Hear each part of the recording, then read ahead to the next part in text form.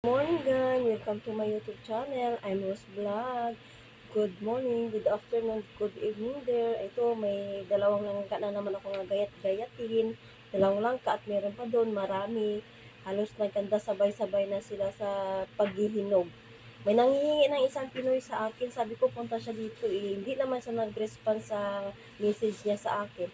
Tapos ito, maghuhugas na naman ako ng maliliit na isda na nahuhuli na naman ni amo. Tapos ireripa ko po yan ng tagi isang kilo. Ito lang yung ginagawa ko araw-araw. Para lang may pagbisi-bisi. At ito guys, magkikilo na naman ako ng, ayan, maliliit na isda. Tagi isang kilo. 250 yan. Ang isang kilo. Ito naman yung ginagawa ko. Pagkatapos nito, magbibiyak na naman ako ng langka. Para mamaya, himay-himayin ko pag tapos namin ng tanghalian. Kasi pagtapos ng tanghalian, wala na akong ginagawa. Ang ginagawa ko yan, matulog kami ng alaga ko. Alauna, hanggang alas 3. Yan. Kaya pag wala akong ginagawa, yan, himay-himayin ko na naman yung langka. Ayan guys, yun naman yung ginagawa ko. Grabe init guys, sobrang init oh. Gusto po, ang sakit sa balat, ang init. Taga-taas sa pawis, Diyos ko. Tapos yung hangin, sobrang init din oh.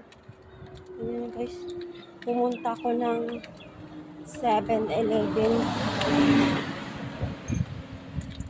Nagmamadali ako pumunta ng 7-Eleven na padala lang sa anak ko sa bayaran niya. Diyos ko po, grabe ang sakit sa bulsa pag kolehiyo na yung anak mo.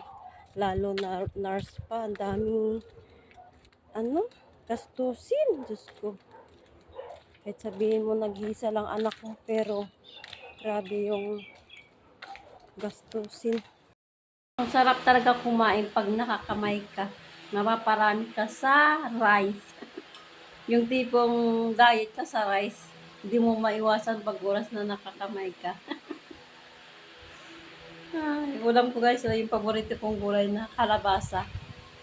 Ginisa ko lang sa bawang, luya, at sinagyan ko ng ulo ng hipon, yung pasayan. Yan.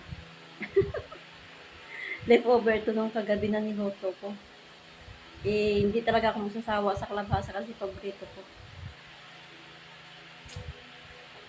Kaya ang sarap pa ng lasa kasi nga ang kinsahog ko yung ulo ng hipon.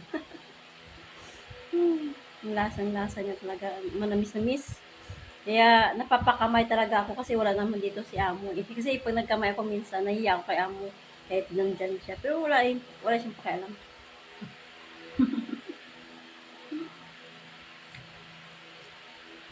Napasarap ang kain ko. Basta pag nagkamay ako, hindi ko maiwasan. Sobrang init. Lunch na ito guys. Kain tayo. Tapos may sausawan pa ako sa maanghang sa pinaritong isda.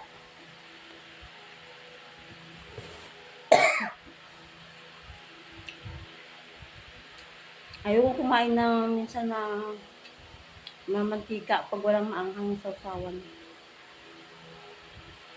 Parang naumay agad ako.